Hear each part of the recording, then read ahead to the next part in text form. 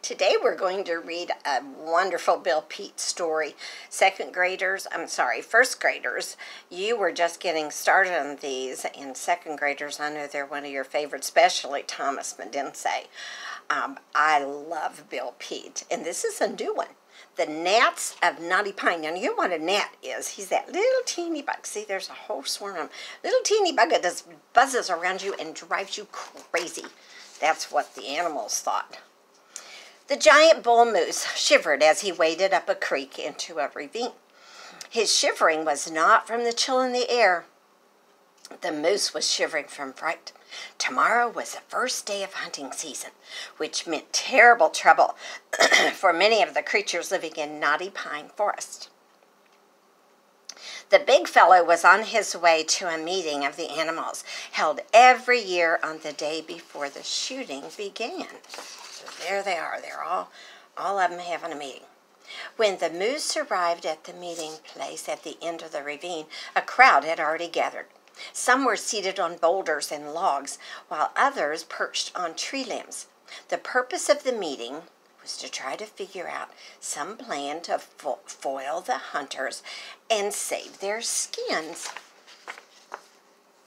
No Brown Bear was the first to speak. He started things off on a sour note. These meetings are a waste of time. We all know that the hunters are out after a deer, a prize buck with a fancy pair of antlers. Let the deers worry about it. But if they don't get one of us, protested a big buck, then they'll shoot at anything on 4 legs. Or on 2 legs, wailed the quail. Or anything that moves. That's right, said a porcupine. We are all in danger. Hunters just kill for the fun of it. To them, it's a game. They call it sport. Now, remember, boys and girls, Bill Pete, with his wonderful pictures, you have to always look at the eyes and look at his pictures very carefully. I'll try to hold them up so you can see them. I had the wildest dream last night, said a squirrel. I dreamed that I had a high-powered rifle and 2 hunters came along without guns. Then I took aim at them and they dropped to their knees. They were crying, please, please, please don't shoot. It's not fair. We don't have our guns. It's not fair, please. Did you let them have it? Asked a bobcat. No, said the squirrel, but I sure gave them a bad time. Look, fellas, I said to them, no need to get upset. This is only a little old game, a real sport. It wouldn't be much of a sport if your side always won now, would it? Now it's your turn to lose for a change, so cheer up, my friends. I kept teasing the hunters until I had them in tears. Then I woke up laughing. A lousy dream, snarled the bobcat, real dumb. Hold it, said the fat possum. We can't go on bickering like this. We must all stick together. I say it's all for one and one for all.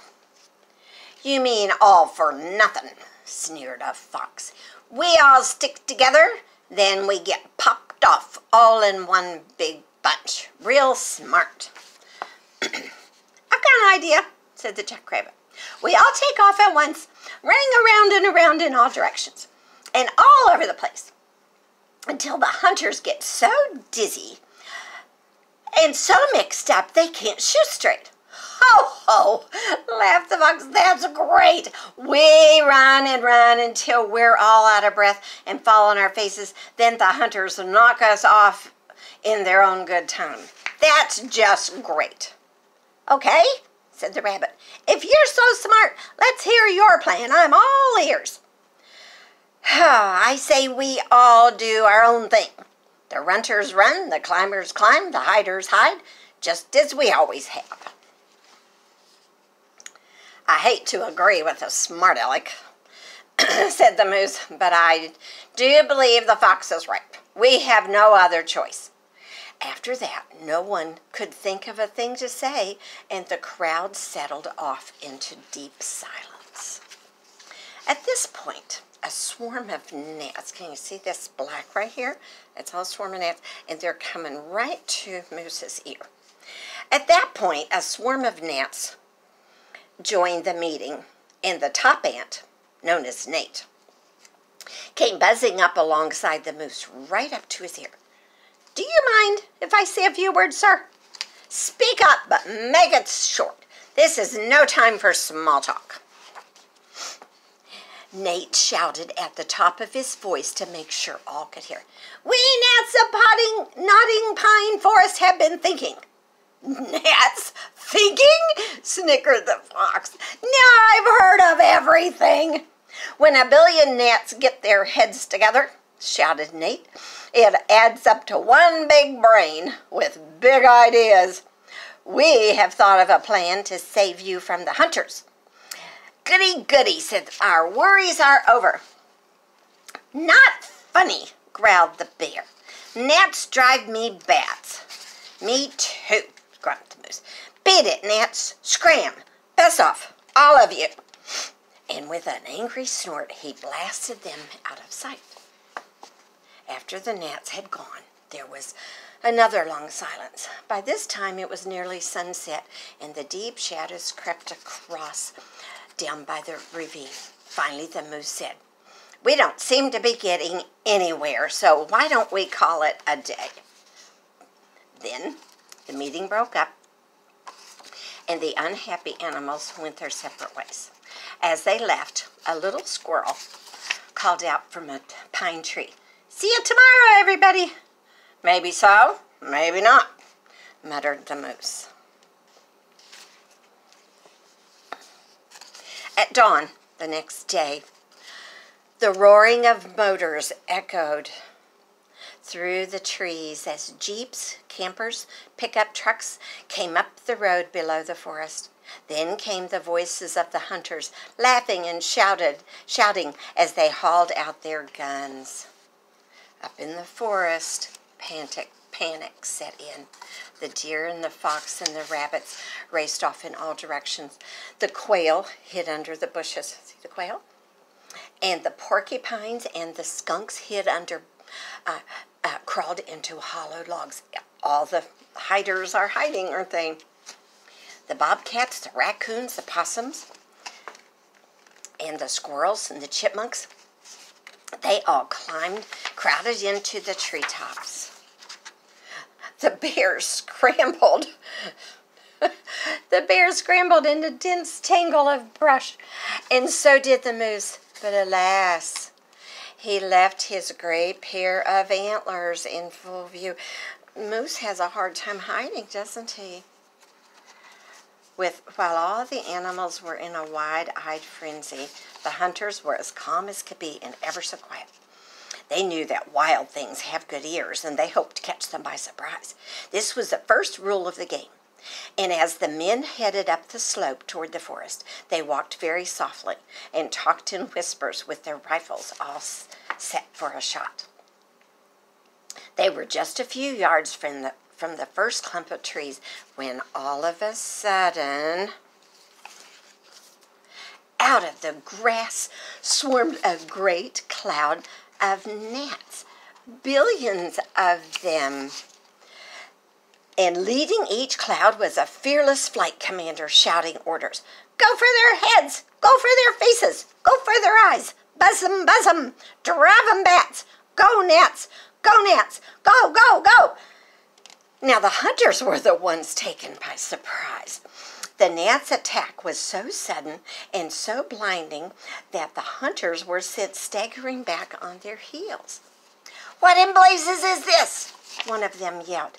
"Gnats, you knothead! Gnats! Billions of them, the pesky little things, they're driving me bats!" In seconds, every man was caught with his head in a great swarmy cloud of gnats. The hunters flew into a rage, swatting and slapping wildly at the storm of tiny insects. Some swung away with their rifles, hitting nothing but thin air.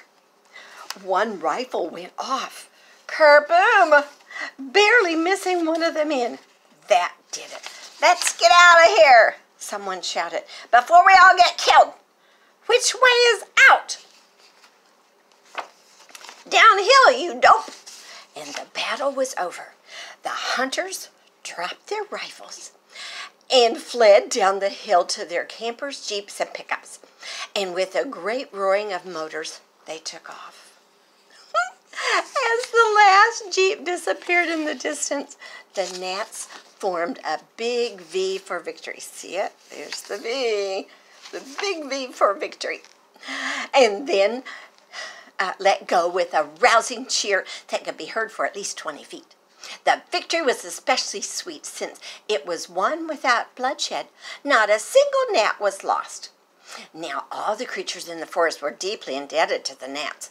Yet there was no way to thank a billion tiny insects scattered all over the forest one by one. So the big bull moose was called upon to thank them all at once. First, he waded into the stream, since he knew that sound carries better over water. Then, with all his great lung power, the big moose cut loose. Calling all gnats! Calling all gnats! Hear this! Hear this! Thanks a billion! The big thanks echoed for miles across the forest, and every single gnat heard it loud and clear. Of course, this made Nate and his buzzing billions feel mighty big. And from that day on, whenever the roar of motors echoed through Knotty Pine Forest, the gnats took to the air to meet the enemy head on, and to them it was a real fun game. It was great sport. Wasn't that fun? Now look at all these books, and you know what? I think we have just about every one of them in our library. So first and second graders, third graders, you'll want to read some too. Fifth graders, you probably will too. I think we have just about, I don't have that one, and I don't have that one. So that will be two that we can look for as we have our candy sale next year. So you have a wonderful day. I hope I see you soon. Bye.